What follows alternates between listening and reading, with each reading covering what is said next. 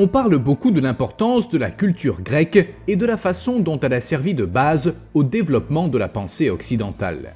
Mais les Grecs ont eux-mêmes été influencés par d'autres peuples anciens et exotiques qui sont encore un mystère à ce jour. Les Phéniciens comptent parmi les peuples les plus développés et les plus influents de l'Antiquité. Leur culture a eu un grand impact sur les civilisations suivantes. Les Phéniciens habitaient la région côtière de l'ancienne Canaan, qui correspond aujourd'hui à la côte du Liban, de la Syrie et d'Israël. Dans les temps anciens, on les appelait le peuple violet. Le terme phénicien vient du grec phoinikes, qui peut se traduire par cramoisi ou pourpre, une couleur considérée comme luxueuse à l'époque. Vers 1200 avant Jésus-Christ, l'Égypte a perdu certains territoires à la suite de soulèvements populaires.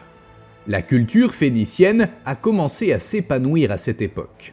Le vide laissé dans la région a permis aux Phéniciens de construire leurs propres routes commerciales et de fortifier leurs armées. Comme les Sumériens et les Grecs, les Phéniciens avaient de nombreuses cités-États. Celles-ci étaient indépendantes et dotées de traits culturels distincts.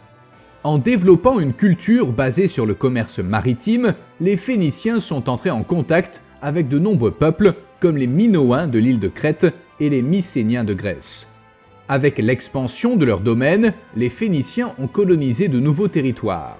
Ils ont fondé des villes importantes, parmi lesquelles Tyr, Sidon et Beyrouth.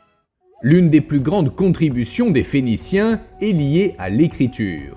Ils ont créé un modèle d'alphabet qui est considéré comme l'ancêtre de tous les alphabets modernes. Cet alphabet est appelé proto-cananéen. Il est parvenu en Grèce via l'île de Crète. Les Grecs, à leur tour, ont ajouté les voyelles à l'alphabet phénicien, créant ainsi l'alphabet grec. Les Phéniciens ont prospéré grâce au commerce du bois, des esclaves et du verre. Mais leur produit le plus précieux était la pourpre de Tyr. La pourpre de Tyr est une teinture naturelle extraite d'un gastéropode marin. Cette teinture est rouge violacé, une couleur très appréciée par la noblesse antique. Mais la valeur de la pourpre de Tyr ne provenait pas que de sa belle couleur. Cette teinture ne s'effaçait pas des vêtements au fil du temps. Au contraire, elle gagnait en vivacité. Une autre source de revenus précieuse pour les Phéniciens était le vin de haute qualité.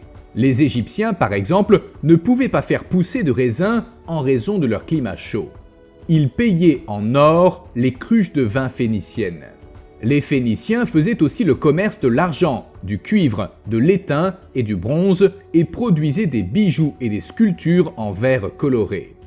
La vente de tous ces produits a permis aux Phéniciens d'accumuler une richesse phénoménale. Tout cela a été possible grâce aux incroyables bateaux qu'ils avaient développés. Les galères phéniciennes étaient appelées birèmes car elles avaient 2 rangées de rames.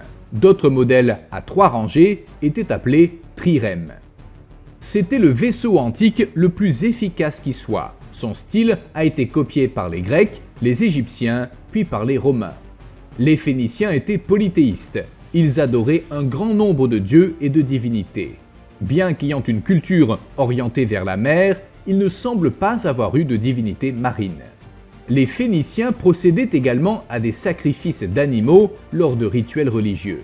C'était très courant à l'époque dans pratiquement toutes les religions. Cependant, les Phéniciens sacrifiaient aussi des êtres humains, y compris des enfants et des nouveau-nés.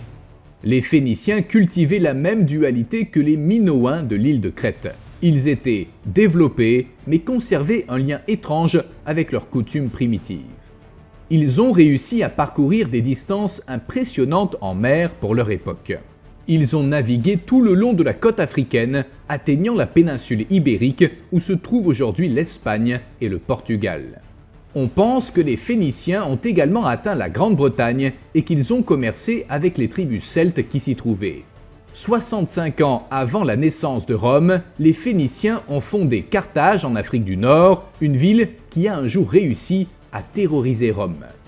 Il existait une théorie selon laquelle les Phéniciens auraient même traversé l'océan Atlantique et atteint le nord-est du Brésil.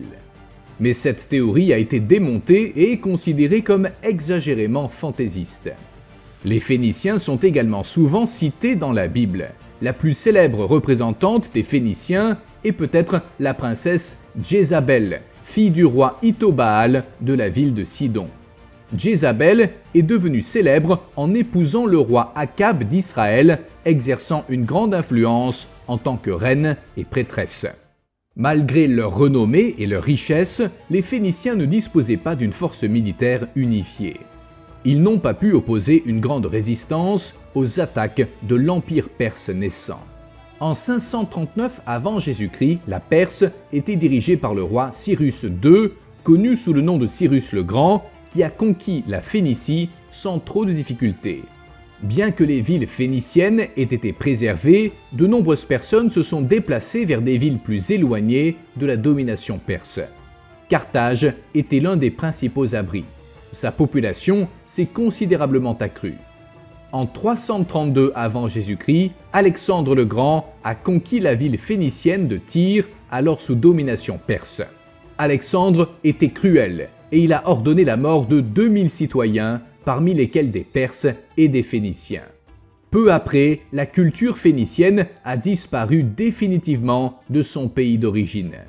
L'ancienne Phénicie a ensuite été dominée par d'autres puissances comme les Grecs et les Égyptiens. Carthage a continué à se développer et à prospérer, créant sa propre identité culturelle. Ses citoyens sont devenus connus sous le nom de Carthaginois. En substance, ils ont conservé leur origine phénicienne.